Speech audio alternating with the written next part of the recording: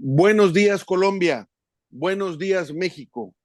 Desde el estado de Nuevo León, saludamos a quienes nos hacen favor de acompañarnos. A todas y a todos, bienvenidos. Desde que tomó posesión como presidente de Colombia en agosto del año pasado, Gustavo Petro ha descollado a nivel internacional por la naturaleza de sus discursos y sus propuestas de gobierno. De alguna forma, se puede hablar de un parteaguas allá en Colombia. Al mismo tiempo, vemos una oposición que a través de los medios hegemónicos que controla, difunden sin ningún rubor que las dificultades económicas, la violencia, la pobreza, el narcotráfico y la corrupción surgen en este gobierno, olvidando la responsabilidad que realmente tienen ellos. Como si en el pasado todo estuviera muy bien. Para hablarnos de esto y de lo que podemos esperar del gobierno de Petro, nos acompaña el destacado periodista e historiador Luis Alfonso Mena. Gracias por acompañarnos esta mañana. Hola Héctor, gracias por la invitación. Cordial saludo desde Cali, una ciudad, la tercera ciudad de nuestro país, ubicada en el suroccidente de Colombia, a 2 horas del Océano Pacífico. Puedes ir y Bueno, venir, puedes ir y venir el mismo día en un descuido, ¿no? exactamente. Muy complacido de estar con tu audiencia, estar en tu programa y bueno, dispuesto a que dialoguemos nuevamente sobre nuestro querido país. Pues mira, quise hacer ese comentario introductorio porque cuando empecé a escuchar y a darme cuenta de esos ataques que hace la oposición, siempre para un gobierno progresista, para un gobierno que es legítimo, estará instaurado en urnas por la voluntad popular, empiezan esos achaques y ataques de los males que ellos mismos han generado.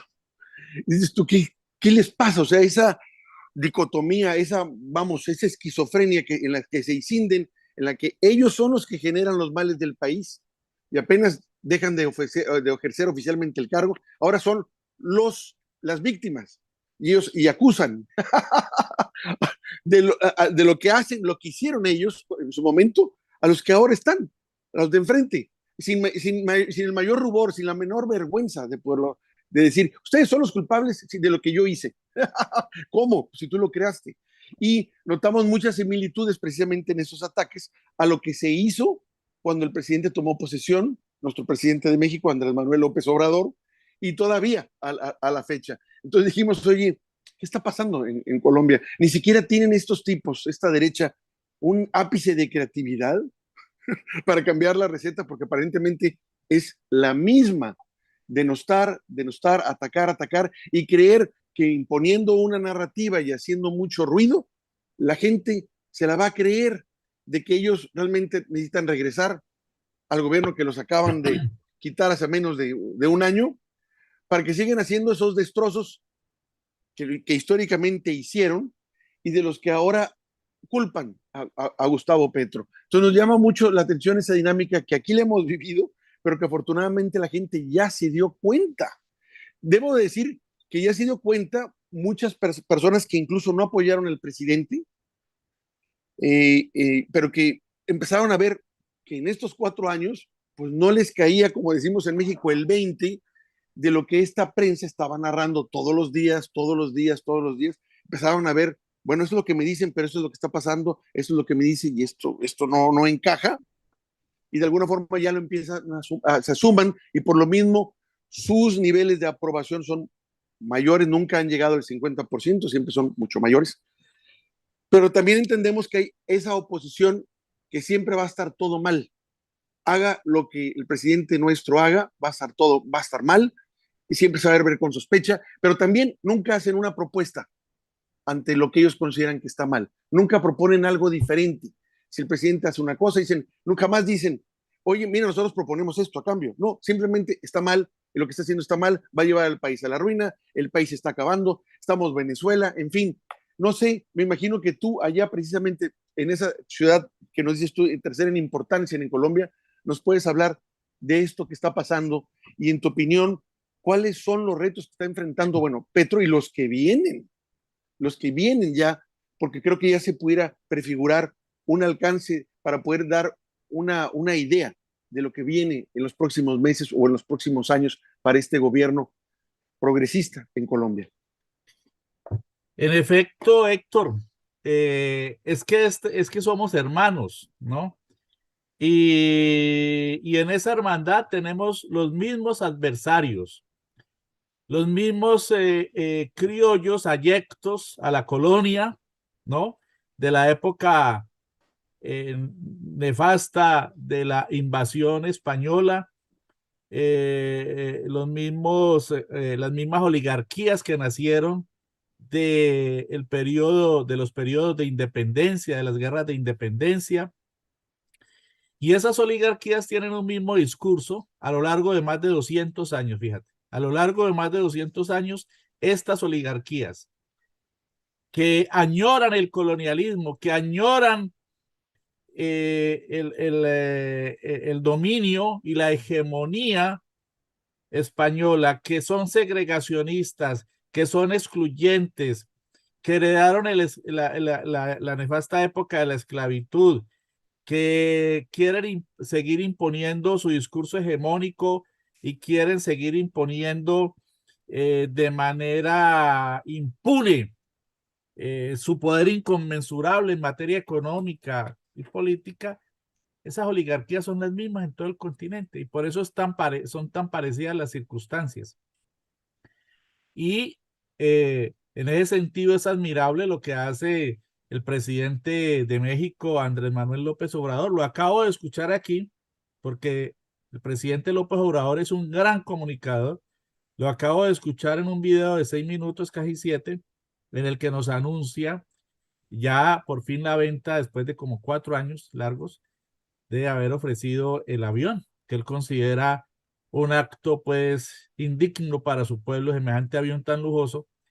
Y entonces por fin lo vendieron, ¿no? Y los 92 millones de dólares producto de esa venta a Tayikistán lo van a destinar a 2 hospitales, nos informó él, que en Guerrero y en Oaxaca.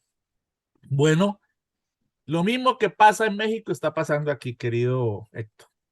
Y no llevamos sino 8 meses y medio, ¿no? De gobierno, 8 meses y medio.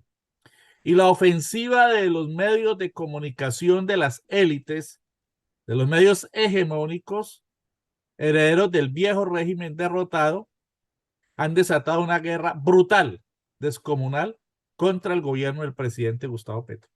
Nosotros hemos convocado aquí, te digo, Héctor, un seminario. Mañana, este sábado vamos a tener la última sesión. Hemos desarrollado 5 sesiones, un seminario, taller de periodismo alternativo y contrahegemónico, precisamente para responder con un granito de arena en medio de este desierto de desinformación y de manipulación a esa ofensiva de los medios de las oligarquías colombianas contra el proceso de cambio. Entonces aquí se ha iniciado toda una ofensiva de las élites políticas, económicas y mediáticas contra el proceso de cambio y sobre todo contra las reformas sociales.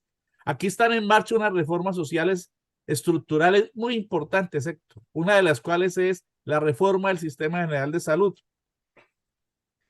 Pero también está la reforma de la legislación laboral y la reforma del régimen pensional. Son 3 reformas sociales fundamentales. Pero además de eso hay otras. Por ejemplo, el año pasado se aprobó la llamada reforma tributaria, que por primera vez en la historia de nuestro país impone impuestos, perdonen la redundancia, justos a las grandes élites, ¿no? ¡Ah! Eso le ha fallado acá al presidente, no lo ha querido hacer, pero bueno, por favor, continúa. Que aquí se acostumbraron a que los gobiernos de sus oligarquías, sus gobiernos, les bajaran los impuestos, les decretaran toda clase de exenciones tributarias, ¿no? Y ellos se acostumbraron también no solo a eso, a esas prebendas, sino también a eludir, la elusión del impuesto. De modo que aquí esa reforma tributaria impuso gravámenes a las oligarquías por 25 billones de pesos, que tendrán que empezar a ser pagados a partir de el próximo año y en los años sucesivos durante el cuatrienio del presidente Gustavo Petro. ¿Para qué? Para poder llevar a cabo las reformas sociales que se ha propuesto el presidente. Entonces ahí la oligarquía sufrió una primera derrota. Obviamente eso se logró con un trabajo muy intenso en el ámbito legislativo, porque la verdad es que el gobierno progresista, el gobierno del cambio del presidente Gustavo Petro y la vicepresidenta Francia Márquez, pues no tienen las mayorías en el Congreso de la República, entonces ha habido que desarrollar todos unos mecanismos de acercamiento y diálogo con los sectores menos recalcitrantes, porque los de la ultraderecha fascista y violenta, con esos no hay diálogo posible. Entonces se logró eso, está en trámite en el Congreso una ley contra el fracking, que recuerden que es muy importante porque la explotación petrolera a través del fracking afecta el ecosistema y contribuye pues a toda esta tragedia del cambio climático. Esto está en marcha. Se aprobó también la creación del Ministerio de la Igualdad, al frente del cual está la vicepresidenta Francia Márquez, y que se propone una serie de tareas muy importantes para combatir el segregacionismo y la desigualdad, que es una de las más altas en todo el orbe, la que existe en nuestro país. Y en general hay pues toda una serie de propuestas de nuestro gobierno, pero la más importante en este momento es la reforma al Sistema General de Salud. ¿Por qué, Héctor? Y explico. Resulta que en Colombia, como en muchos países de América Latina, cuando se instaura el neoliberalismo como sistema económico predominante en la mayoría de los países latinoamericanos, entonces aquellos sectores del acontecer ciudadano, social, económico del país empiezan a ser privatizados.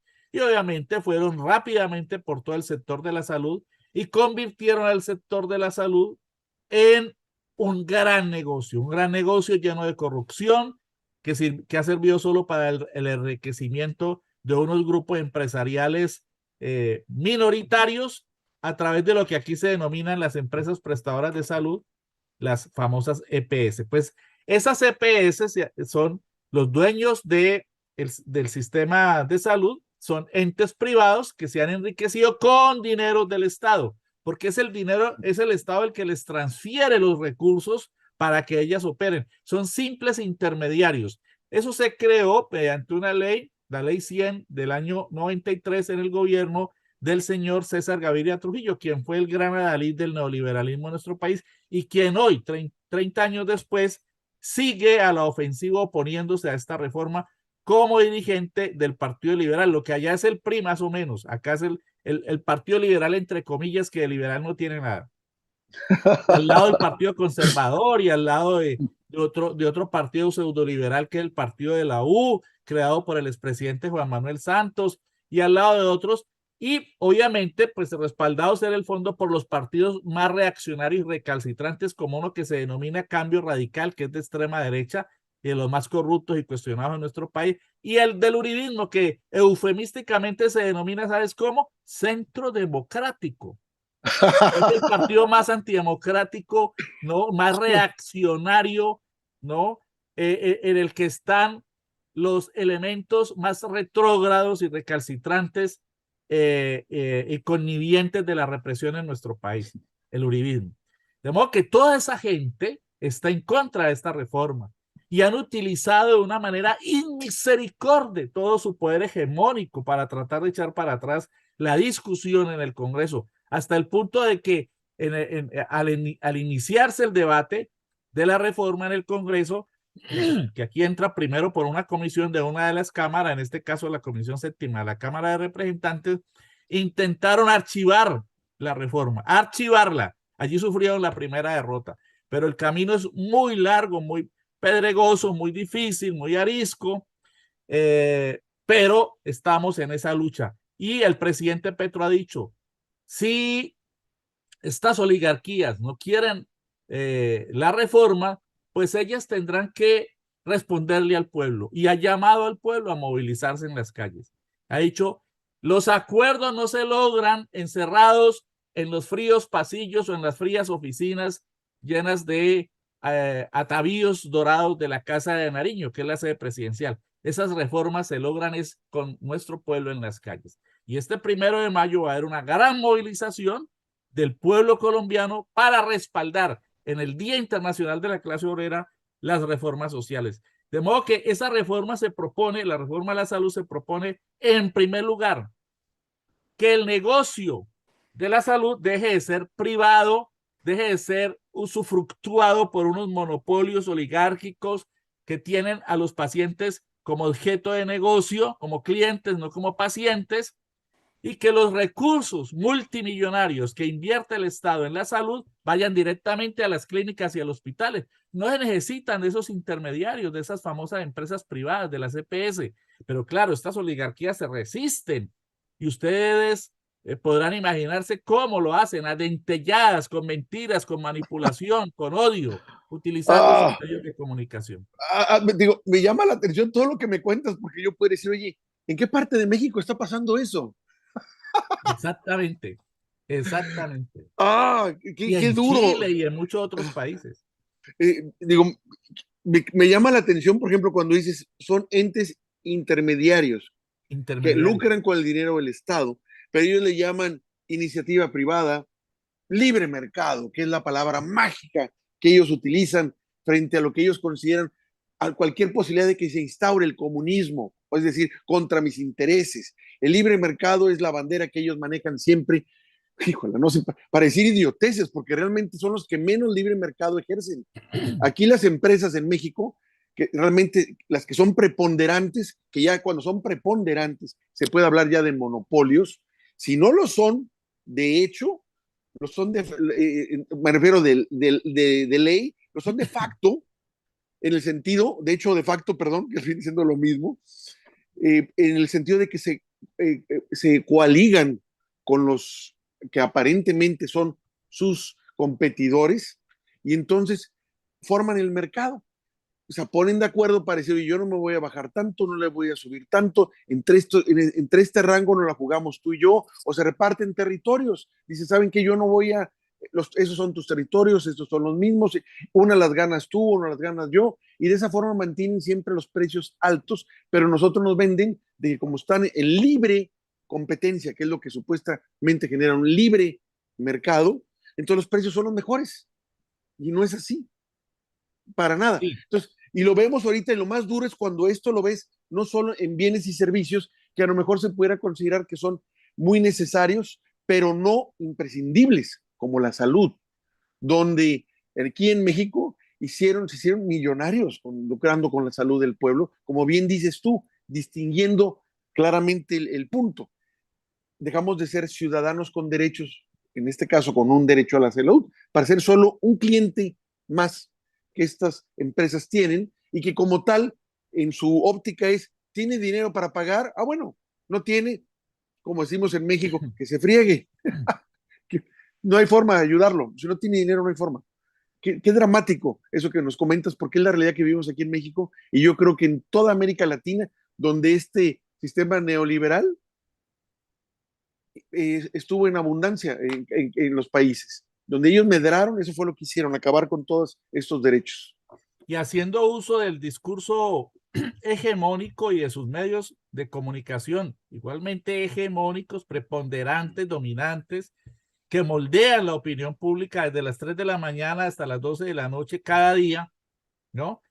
A través de la radio, a través de la televisión, a través de los impresos, a través de la internet, ellos han querido oponerse al estudio de la reforma, al trámite de la reforma, chantajeando al gobierno, imponiendo sus posiciones, tratando de imponer sus posiciones para seguir con el nefasto negocio de la salud, que entre otras cosas, Héctor, redunda en que aquí un paciente al que le recetan un examen de algún nivel, tenga que esperar 3, 4, 5, 6, 7, 10 meses para que se lo autoricen. A veces, muchas veces, cuando lo autorizan, el paciente ya está en la fosa. Y ha ocurrido muchas veces. Y aquí, más de 150,000 tutelas anuales tienen que interponer la gente, la ciudadanía, o sea, acciones de amparo ante autoridades judiciales para que se proteja su derecho a la salud y se autoricen en estas EPS esos exámenes o esas atenciones especializadas. Yo te cuento, yo mismo soy víctima de eso. Yo más de 6 meses esperando un examen de una resonancia electromagnética y no ha sido posible. Entonces, el sistema de salud en Colombia ha hecho crisis y muchos de los recursos del sistema fueron hurtados, fueron robados por sujetos que mangoneaban en las EPS, en las empresas prestadoras de salud, y que se quedaron con esos recursos. Y estas empresas hacen uso de los recursos que les consigna el Estado porque son simples sanguijuelas, son simples intermediarios, ¿no? Entonces el Estado es el que saca todos los recursos para la salud, pero los tiene que entregar a unos privados, porque es que ellos son los más eficientes y los más eficaces para su manejo, para que ellos les paguen a las IPS. ¿Qué son las IPS? Instituciones prestadoras de salud, pues las clínicas, los hospitales. Y entonces aquí se desarrolló la contratación que se llama vertical, que consiste en que los privados, dueños de las EPS, crearon sus propias clínicas para que cuando el gobierno les traslada los recursos, esos recursos vayan a dar a las clínicas de esos señores. ¿Qué tal el enroque, Héctor? ¿Qué hicieron? ¿Ah? Pues mira, aquí llega un bolsillo y lo meten al otro bolsillo. De modo que esta reforma busca acabar con ese negocio nefasto de los privados con las EPS y optimizarlo, llevar la salud a más de 300 municipios en los que no hay ni siquiera un centro de salud, llevarlo a las zonas más apartadas de nuestro país, democratizar la atención en salud, crea los centros primarios de atención en salud, que a estos señores no les gusta porque les acaba el negocio de sus clínicas verticales, etcétera, etcétera. De modo que estamos en esa lucha, Héctor, al lado de otras reformas, como la reforma laboral, que procura simplemente, imagínate, simplemente retornar a estados naturales. Por ejemplo, aquí el señor Álvaro Uribe Vélez, que ustedes lo deben conocer, sí, por fue desgracia. presidente de 2002 a 2010 y que creó todo un régimen despótico, ¿no? Y durante sus dos gobiernos y los sucesivos de Santos y de Duque, pues se generaron todos los falsos positivos, más de 6.402 muchachos asesinados, etcétera. En este gobierno se decretó para favorecer a los empresarios que el día no dura hasta las 6 de la tarde, cuando oscurece por naturaleza, sino que dura hasta las 10 de la noche. ¿Para qué? Para no pagarles horas extras a los trabajadores. Si una persona trabaja de 8 a 6, como es su turno laboral, 8 horas de 8 a 12, descanso de 12 a 2, descanso para el almuerzo, y de 2 a 4 termina la jornada. Entonces, si tienen que hacer horas extras, o sea, trabajo extra entre 6 de la tarde y 10 de la noche, no se lo pagan como horas extras. Es normal, lo pagan normalmente. El recargo nocturno, el recargo nocturno pues se ve afectado.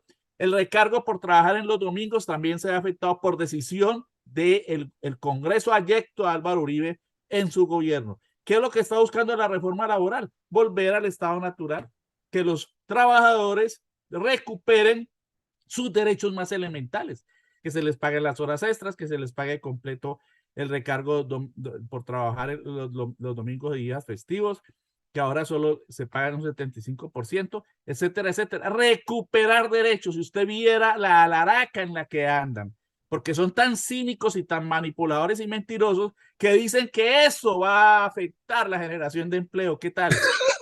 ¿Ah? Es que siempre dicen esas idioteces, se va a ir la inversión, vamos a quebrar, no vamos a invertir. No inviertes porque no quieres, porque no, este es un juego político, no porque no puedas, no porque no quieres, porque no te conviene. Vaya, lo que me preocupa es que, por lo que me estás comentando, es que tal vez la conciencia de que son solo 4 años para poder llevar a cabo esas reformas que Petro siempre ha dicho desde que fue candidato, desde que ha sido candidato, siempre ha pugnado por esas reformas y que por primera vez ahora las puede llevar a cabo. El asunto que veo aquí es que son demasiados frentes los que se está abriendo y eso definitivamente está juntando a toda la oligarquía contra él. y lo primero que hacen es golpear, evidentemente, a través de los medios y luego tratar de amenazar de que no van a hacer inversiones porque ellos son los salvadores de la patria. Aquí se manejan igual esos empresarios y los grandes empresarios que por definición, la mayoría, la inmensa mayoría, sí hay excepciones, pero son eso, excepciones. Hicieron su dinero bajo el amparo corrupto del gobierno, no quieren invertir ahora.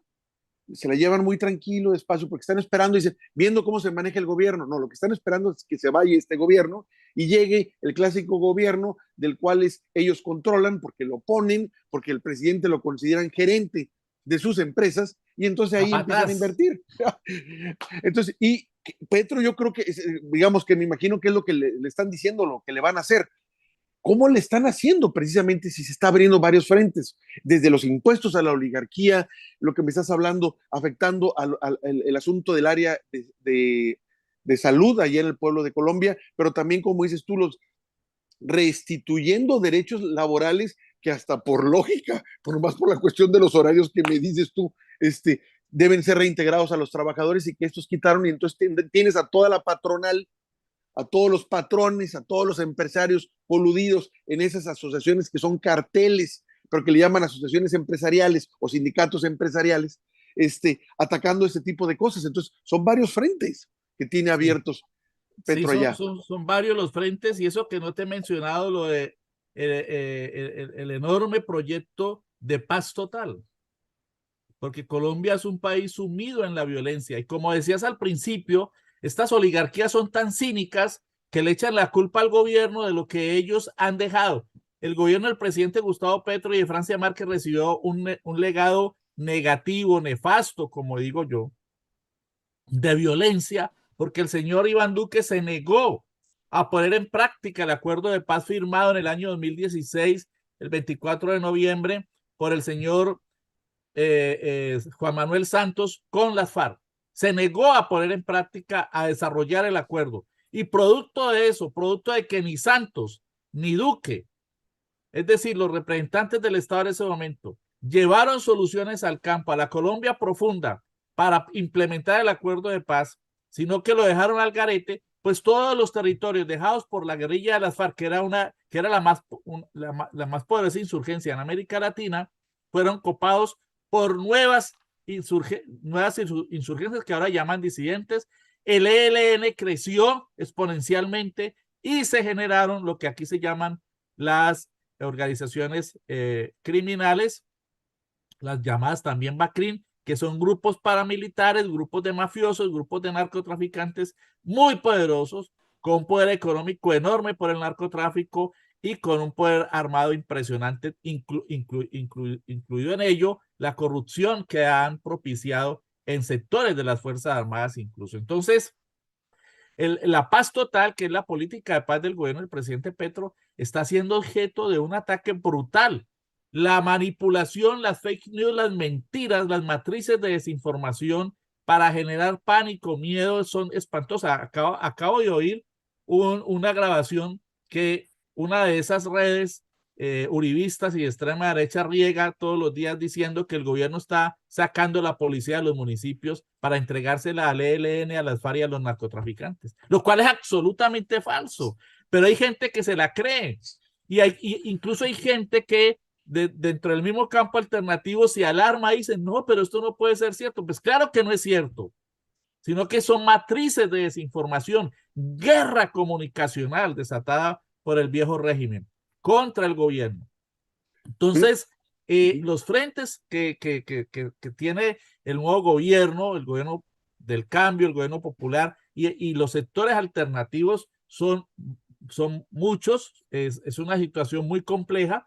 También está en discusión la reforma pensional, que es una reforma que procura hacer cambios también frente al negocio de los privados, porque los privados aquí son dueños de gran parte, de más de la mitad de los ahorradores pensionales en nuestro país. Ellos tienen montados sus gran negocios, se enriquecen con eso, las famosas empresas de pensiones financieras privadas, y lo que plantea la reforma pensional es que esa reforma conduzca a que se le pueda entregar pensión, así sea media pensión, a más de 3 millones de viejitos y viejitas que se van a morir sin recibir un solo peso después de una larga vida de 60, 70, 80 años de trabajo.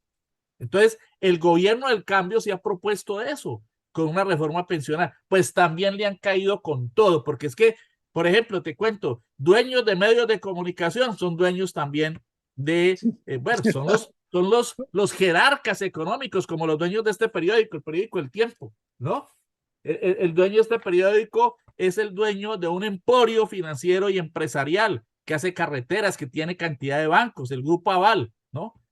Los dueños de RCN, pues otro emporio económico, el Grupo Ardila Lule. Los dueños de Caracol Radio, pues el Grupo Prisa. Los dueños del Espectador, el Grupo Santo Domingo. Los dueños de Semana, que encabeza aquí la conspiración mediática contra el gobierno del cambio, son del Grupo Gilinski, etcétera, etcétera, etcétera.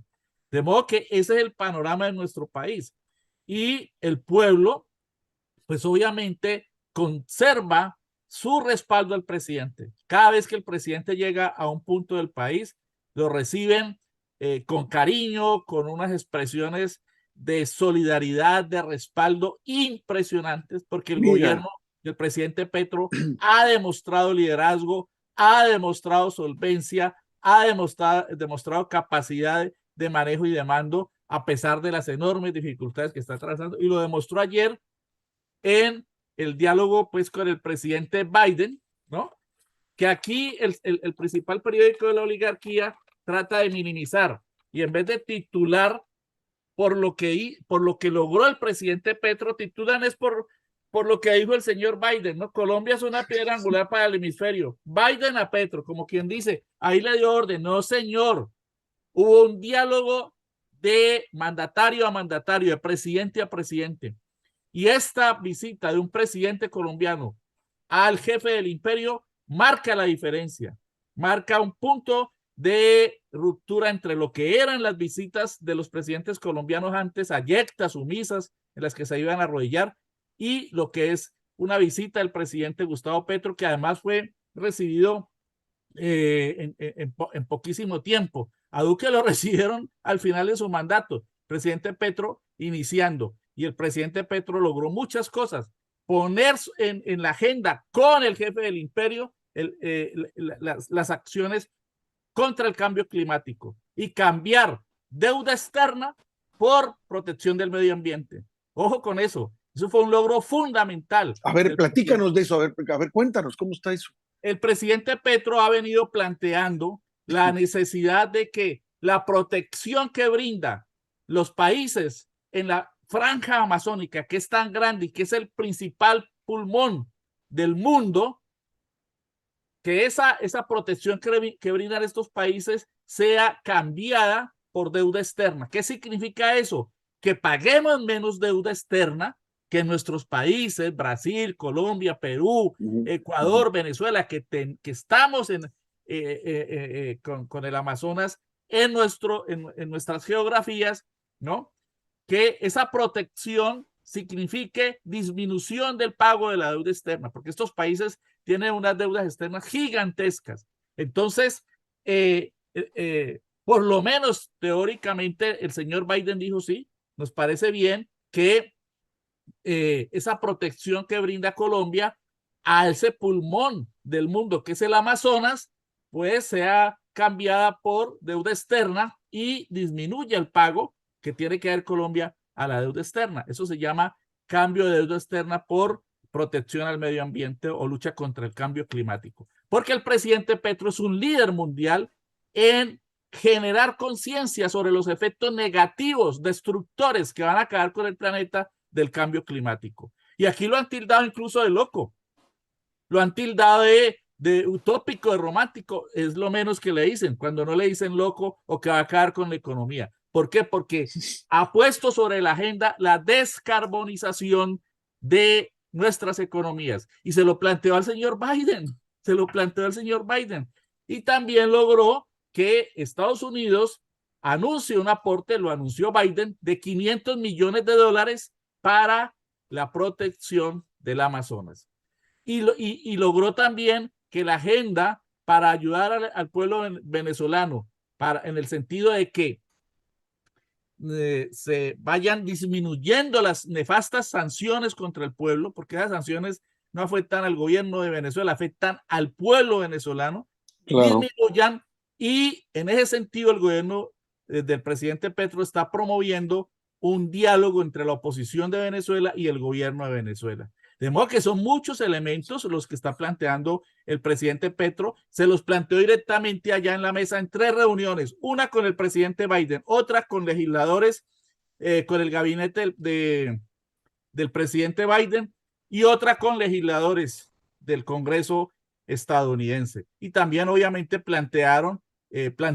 dejó sobre el tapete su concepción en el sentido de que la guerra contra el narcotráfico está perdida porque, entre otras cosas, los principales consumidores y quienes más demandan cocaína y narcóticos están allá en Estados Unidos. De Ellos modo son que el más también grande, puso el más sobre el grande tapete cartel. esos cuatro puntos. Imagínate, Héctor, un líder mundial.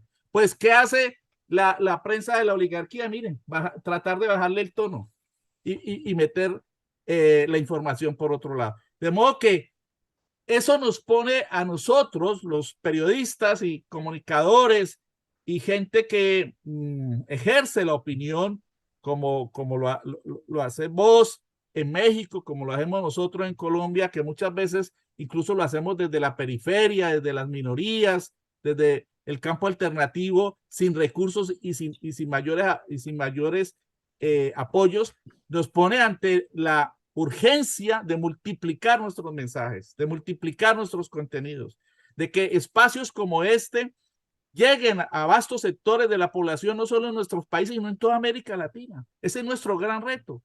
Y por eso Exacto. estamos desarrollando este seminario que te comento de periodismo contrahegemónico. ¿Qué significa? Porque no basta con hacer periodismo alternativo. Tenemos que luchar contra estas hegemonías. Porque el hecho de que mucha gente del pueblo que está aguantando hambre, que pasa necesidades, y que a lo largo de toda su historia ha sido segregada, sigue apoyando al establecimiento, sigue apoyando el viejo régimen, sigue apoyando el discurso que ha imperado. ¿Por qué? Porque ese discurso ha hecho hegemonía, es decir, se ha impuesto. Y el éxito de las hegemonías está en hacerle pensar a la gente como piensan los dueños del capital. Así estén con los bolsillos rotos. Entonces nosotros tenemos que multiplicar nuestro ejercicio de periodismo alternativo y hacerlo contrahegemónico. Mire, has dicho cosas muy, muy interesantes y muy importantes. La verdad, en lo personal, a mí me ha sorprendido Petro desde que tomó posesión. Y le empecé a, dije, él pinta ya para ser un estadista, y ahora te podría decir, es un estadista. Me queda Sin claro duda, del sin duda. discurso que empezó a hacer. Por eso mencioné al principio que se puede hablar ya de un parteaguas, un claro parteaguas entre un presidente como Petro y toda la bola de lacayos que eran los anteriores, que solo obedecían órdenes del imperio y iban a someter a su propio pueblo a las órdenes de un imperio extranjero, que es lo que nos hemos dado cuenta con el caso de Uribe, con el caso de, Duque. de Duque, incluso, bueno, Santos, no pudiera decir que sea de izquierda, siento que estaba también de derecha y de alguna forma estaba también sometido a esta misma lógica de Washington. Y con Petro Totalmente. hay un parteaguas que dice, ¿sabes qué? Aquí no. Pensé que podía llegar a ser solo un planteamiento discursivo, una especie de postura política, sin que necesariamente esto se aterrizara y se llevara a cabo. Pero estoy viendo que sí. Y a mí lo que me preocupa es que dije, no, en un principio era si podía llevar las reformas a cabo o no, que había sustentado durante su campaña. E incluso habíamos hablado con gente que son colombianos que incluso viven en Venezuela y que nos daban su opinión, que decían, mira, realmente el margen de maniobra de Petro es muy, muy pequeño, porque estos tipos le dejaron las cosas, estos derechangos, como les digo yo, tan cerradas que su margen de maniobra es muy poco, es muy difícil. Y yo, viendo eso y consciente de eso, me ha asombrado lo que ha hecho y cómo ese pequeño espacio que efectivamente él heredó de estructuras de poderes fácticos, cómo los ha ido abriendo. Lo que a mí me sorprende ahora no es si era capaz de llevarlas a cabo o no, sino es la rapidez con lo que está haciendo, la rapidez con las que las está haciendo, y al mismo tiempo los diversos frentes que está abriéndose al mismo tiempo, que es lo que me preocupa. Digo, se está generando una disrupción fuerte con grupos que al final de cuentas pudieron ser que son diferentes, pero todos en el fondo están unidos. La oligarquía, el que tiene que ver con las pensiones, la patronal que no le interesa pagar horas extras, a los de salud que les interesa tener el negocio. Estamos hablando a final de cuentas del capital. A final de cuentas, por más, aunque no se conozcan entre ellos, aunque estén los diferentes. explotadores del petróleo. Pues también, vaya, que ahora les preocupa el cambio climático y que diga el que no hay fracking, porque el fracking contamina los mantos freáticos, eso que ya está más que claro. Me preocupa Petro, porque la verdad no quiero que le pase nada. Me preocupa lo que él está haciendo. Sí. Me gusta mucho lo que está haciendo, porque es un aliado natural de nuestro país. Exacto. Es un aliado natural. Durante mucho tiempo estábamos esperando que llegara Petro, pero no pensábamos, te decía, porque es diferente el discurso hasta el actuar de lo que está haciendo. Nunca nos imaginamos que llegara a ser lo que está haciendo ahorita. Y entonces decimos, wow, qué bueno es que esté Petro en este momento histórico que está viviendo América Latina ante una posibilidad de poder lograr una integración basada en que todos sufrimos los mismos males. Los males que tiene Colombia, simplemente para hablar del narcotráfico, son los que tenemos nosotros aquí, en nuestro país. Nosotros, como bien se dijo recientemente en una declaración conjunta, ponemos los muertos y ya estamos hartos de que hagan negocio con estos muertos, de que nos vendan estos animales nazis de derecha las armas a grupos paramilitares, a carteles de la droga con las que se mueren aquí, hasta gente inocente, porque no nomás se muere gente que tiene que ver directamente con esos grupos de narcotraficantes, sino gente que pasaba por ahí, que estaba en el lugar equivocado. Y en ese sentido, cualquiera puede estar en el lugar equivocado. Entonces creo que debemos decir, ya basta, hemos pagado con sangre, mucha sangre, esa política equivocada que al final de cuentas no es el combate a las drogas, es el combate a ciertos carteles de drogas que no se me someten o que me hacen antidumping para vender acá. Es solo acierto a los que les hago la guerra y no a todos los carteles, como se ha visto. Al final de cuentas, como ya lo dicen varias gentes aquí en México y también en Colombia, pues los carteles más grandes son los de Estados Unidos, los que son de la ODEA y la de la CIA, como nuestro presidente ya constantemente los está cuestionando, cosa que no se veía también en nuestro país. Entonces, tenemos en América Latina, dos presidentes que están generando un parteaguas enorme y que están diciendo cosas que no se decían antes en los gobiernos anteriores sometidos a ese imperio, Andrés Manuel López Obrador y Gustavo Petro. Tenemos que trabajar y dar la lucha juntos en ese sentido, apoyando a estos líderes. Sin duda, Héctor.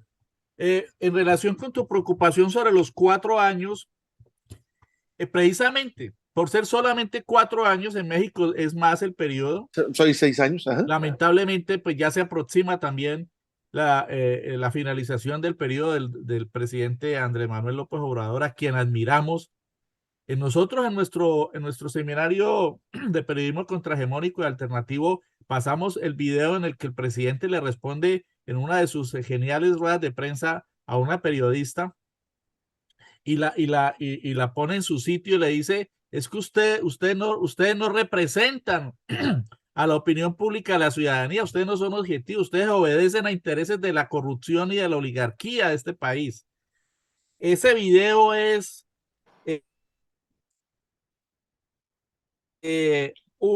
contenía un documento paradigmático de cómo es de la clase de compromiso del presidente y de la claridad del presidente de México en relación con los medios hegemónicos.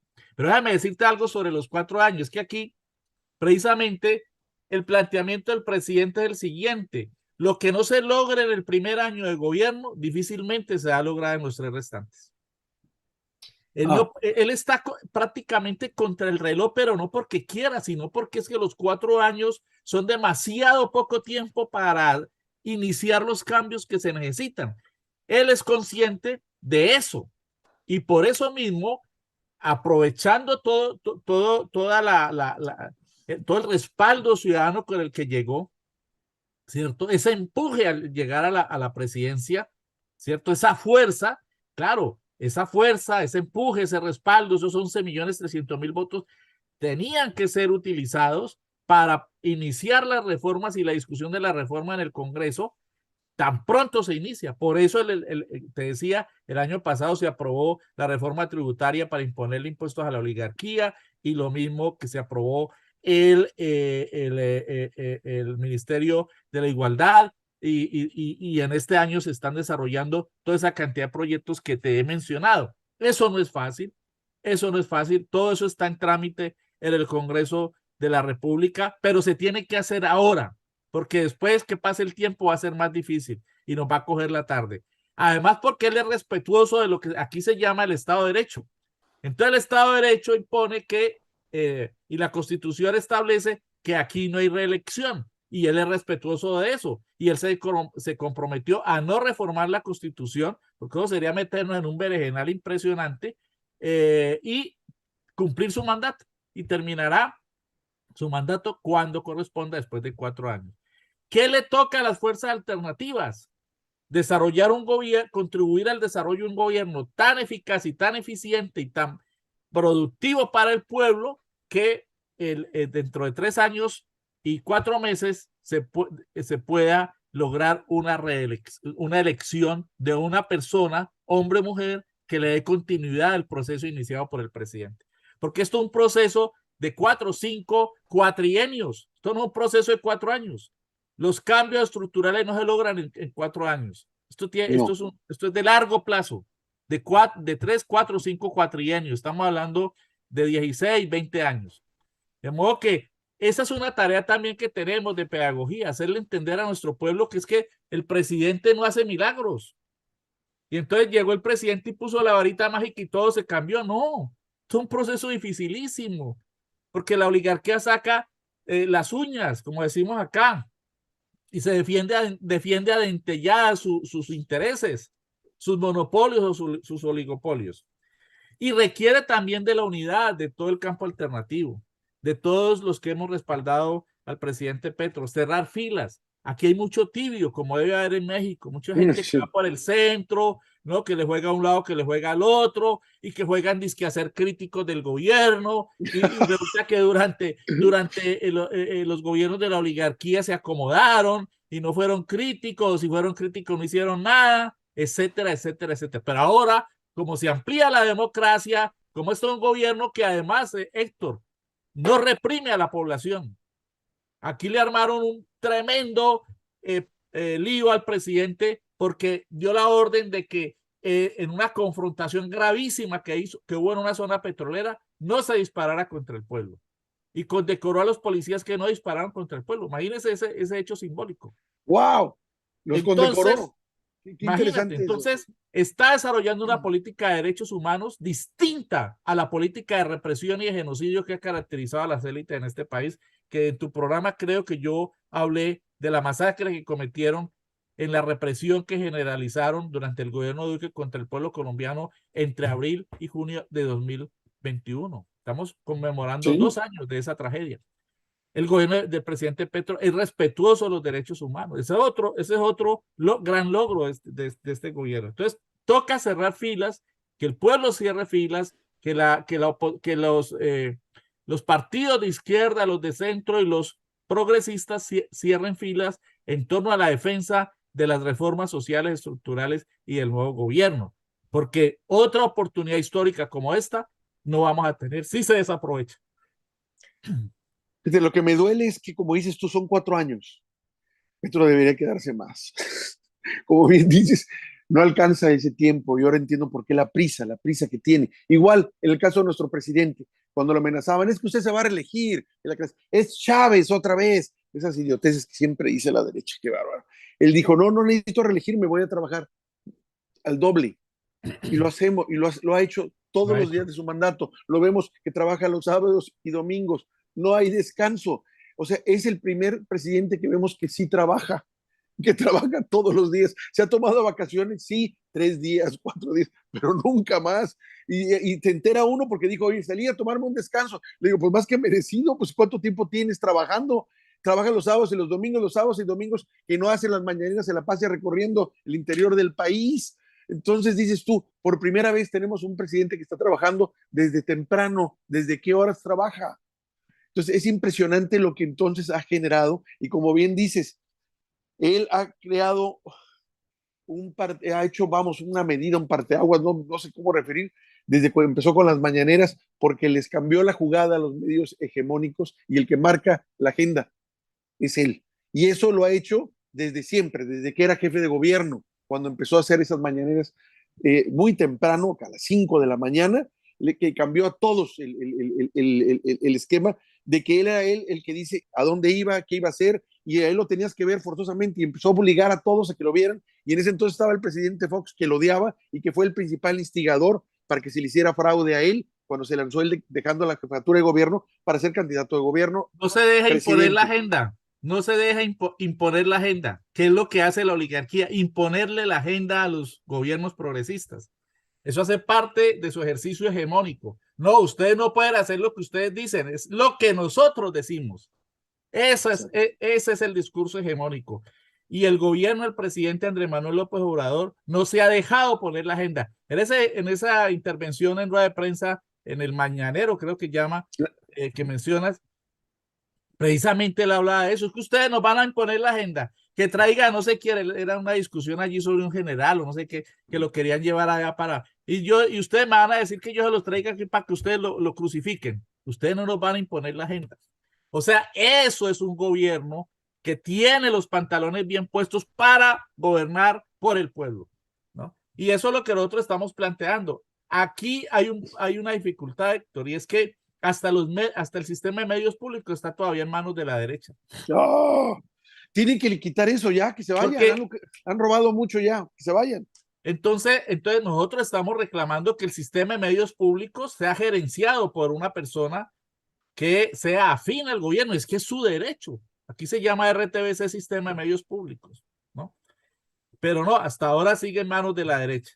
Y el Ministerio de Comunicaciones de las TIC también, en medio de todo ese manejo que se tuvo que dar para poder ganar mayorías en el Congreso y darle trámite a los proyectos de ley de reformas estructurales de carácter social, salud, pensiones, laborales, etcétera, el Ministerio de las Comunicaciones, que aquí se llama MINTIC, Tecnologías de la Comunicación, también está en manos de la derecha. De modo que esos son digamos, pendientes que tiene nuestro gobierno, porque si se pierde la guerra comunicacional, si se pierde la ofensiva comunicacional, se pierde gran parte de lo que se haga, porque aquí no podemos aspirar a que los medios de la oligarquía informen por lo menos de manera equilibrada y medio veraz. No, estamos claros en que eso no lo van a hacer, porque ellos obedecen a unas matrices de defensa de un establecimiento oligárquico que se ve amenazado por un nuevo gobierno que les va a quitar sus privilegios o parte de sus privilegios, porque aquí la narrativa, Héctor, sabes, aquí era que el presidente Petro cuando llegara al gobierno iba a privatizar todo, iba a quitarle todo a la gente, que todo el mundo se iba a ir del país, que se iban a cerrar las empresas. Bueno, la cosa más terrorífica del mundo. Y nada de eso ha pasado. Pero esta oligarquía es tan voraz que nada le sirve. Nada le sirve. Dispararon artificialmente el dólar, ¿sabías? Y aspiraban a que llegara a 7,000 pesos cada dólar. Llegó a estar cerca de los 5,000 pesos. Ahora que está en 4,500 pesos o menos, entonces ya no hablan del dólar. Pero sí, lo mismo, pero lo sí, mismo nos hacen aquí. exactamente. Pero sí subieron los precios de los artículos de primera necesidad. ¿Para qué? Para generarle una crisis al gobierno con los consumidores y no los quieren bajar. Después en la pandemia subieron los precios. Después, cuando llega el presidente, disparan el dólar y suben los precios. ¿Para qué? Para que la gente diga que es que Petro es el que sube los precios de los productos de la canasta familiar. Y si el presidente anuncia. Te entró, bloqueaste el micrófono, Luis Alfonso. Entró el micrófono. Digo, el bloqueo del micrófono. Lo amenazan. Si decreta control de precios, entonces, ¿qué pasa? Lo amenazan con el desabastecimiento, con acaparar los productos, guardarlos para generar desabastecimiento, como hicieron en Venezuela. ¿Ves? Entonces, con cara ganan ellos y con sello perdemos nosotros. ¿Ves? Siempre quieren ganar.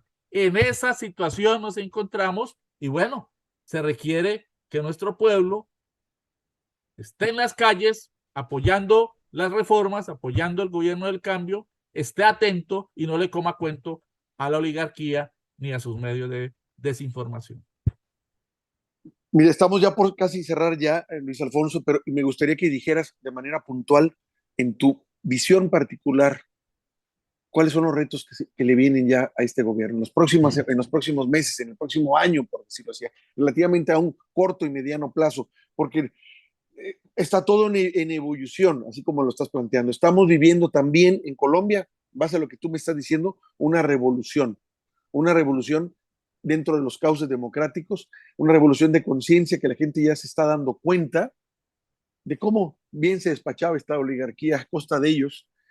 Es que, ¿de dónde salían esos números? O sea, cuando tú comparas los números, yo también de mi país, llega un punto prácticamente de los años 70, 80, en la que había una clase media y una gente, estaba la oligarquía, pero luego se empiezan a mover las gráficas, te das cuenta que la clase media se empieza a ir para abajo y los otros empiezan a ir para arriba. Y dices, ¿a dónde se iba ese dinero? Pues ese dinero no se puede desaparecer. ¿Quién se lo llevaba? Y lo veías muy claramente en las gráficas. Y en el caso de Colombia, pues es enorme esa diferencia al darnos cuenta que casi la totalidad del territorio colombiano la controlan un puñado de familias, que dices tú, pero ¿cómo? Es que eso es lo más ridículo y abusivo que puede haber. También nos preocupa que casi no hay sindicatos allá, que la muerte de los activistas y luchadores de derechos humanos es algo que sucede muy seguido y que realmente cualquier idea progresista siempre es amenazada de una oligarquía que está acostumbrada a despachar lo que ellos consideran que es amenazante a sus intereses económicos. Entonces, nos preocupa mucho lo que pasa en Colombia porque es un país hermano y porque nos vemos reflejados en ustedes. Esa es la verdad, y ustedes también se pueden ver reflejados en nosotros, pero ahora, después de mucho, mucho, mucho tiempo, vernos reflejados con esperanza, porque simultáneamente estamos llevando revoluciones que pueden transformar a nuestros pueblos, haciendo actos audaces y algunos hasta sencillos que han cambiado la vida de millones.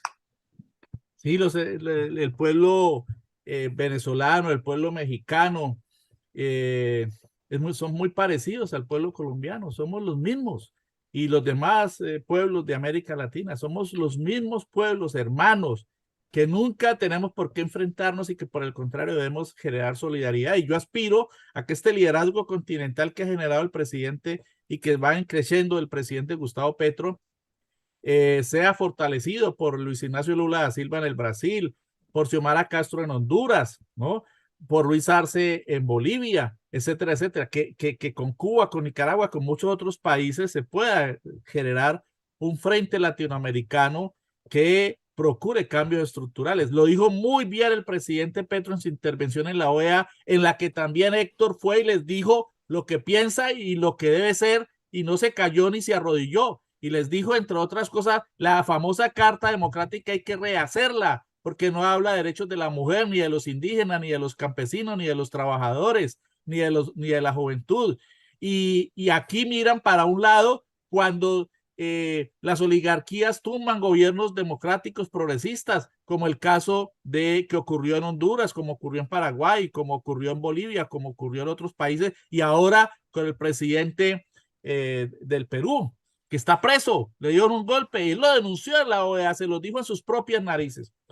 Entonces yo aspiro a que haya un nuevo renacer del campo latinoamericano progresista y que esa solidaridad latinoamericana nos ayude a enfrentar la ofensiva que se viene, porque esto va a recrudecer, sin ser negativista, va a recrudecer la ofensiva de esta oligarquía. Y bullen aquellos que sueñan con un golpe de Estado y con un golpe militar. Hay gente tratando Ay, no. de enloquecer a sectores de las fuerzas militares. Lo que pasa es que hasta ahora el presidente ha sido muy capaz, muy solvente, con un gran manejo de las Fuerzas Armadas, incluso introduciendo la filosofía de la defensa de los derechos humanos desde ellas, porque las Fuerzas Armadas en nuestro país históricamente han sido violadores de los derechos humanos. Entonces, los grandes retos, en esos grandes retos, el pueblo latinoamericano nos puede ayudar, pero se requiere, como te decía ahora, de una gran unidad del pueblo colombiano, una unidad granítica que piense en los asuntos estratégicos, no en nimiedades ni en pendejadas como suelen hacer lo que aquí llamamos los tibios o los que están para un lado o para el otro.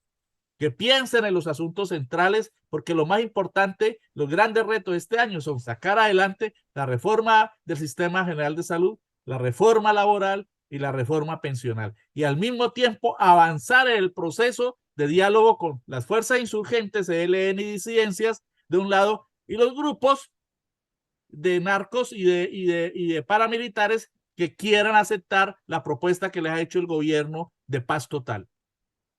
Entonces, fíjate, son una serie de frentes muy importantes, el de la paz, que es fundamental para nuestro país, en el que persiste la guerra porque las oligarquías están interesadas en que continúe. Aquí se ha generado una matriz de desinformación para generar pánico y miedo. ¿Con qué fin? Con el fin de sembrar de nuevo el territorio de terror para propiciar el regreso de la extrema derecha con su discurso de seguridad, entre comillas, que es la seguridad de las balas y del plomo, como lo hizo Álvaro Uribe. Entonces, los retos son grandísimos, pero requieren de la solidaridad continental y de la unidad granítica de nuestro pueblo, respaldando esos cambios y al gobierno del cambio en las calles. Pues Luis Alfonso, te quiero agradecer de veras esta intervención tuya. Me encantó, está muy apasionada, pero cierta. Entiendo la lucha que se está dando allá en Colombia. En estos 8 meses ni siquiera tienen un año. O sea, digo, no puede ser, no tienen ni un año. Y ya todos los retos que se están enfrentando. Pero aquí estamos también nosotros como hermanos solidarios del pueblo colombiano, porque no están solos. No están solos.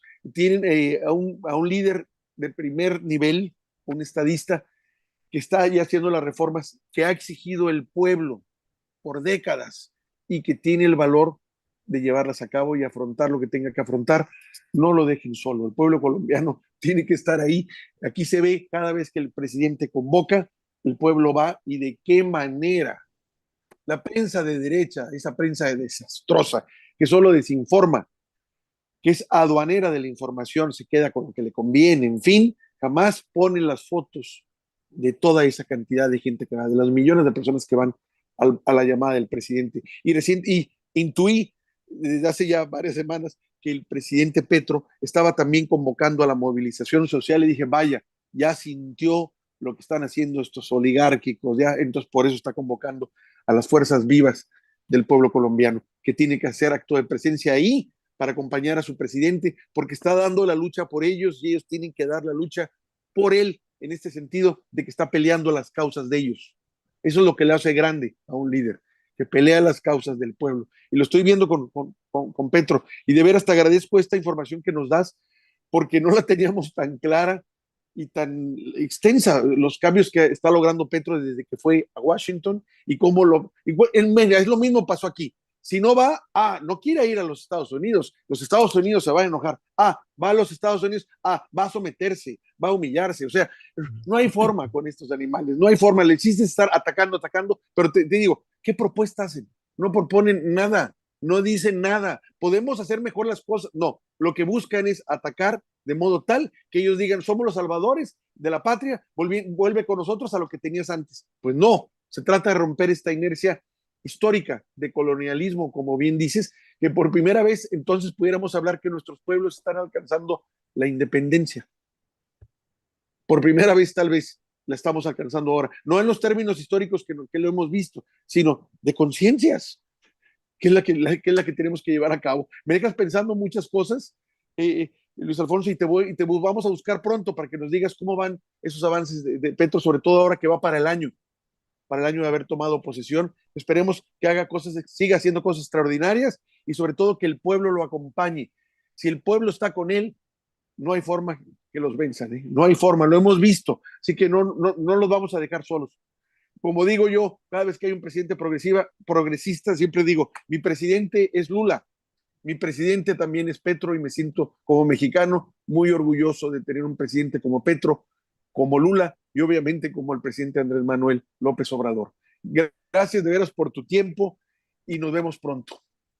Gracias, Héctor, por tus palabras y por este espacio tan importante para hablar con el hermano y querido pueblo mexicano. Un abrazo. Que tengas muy buen día allá en Colombia. Gracias.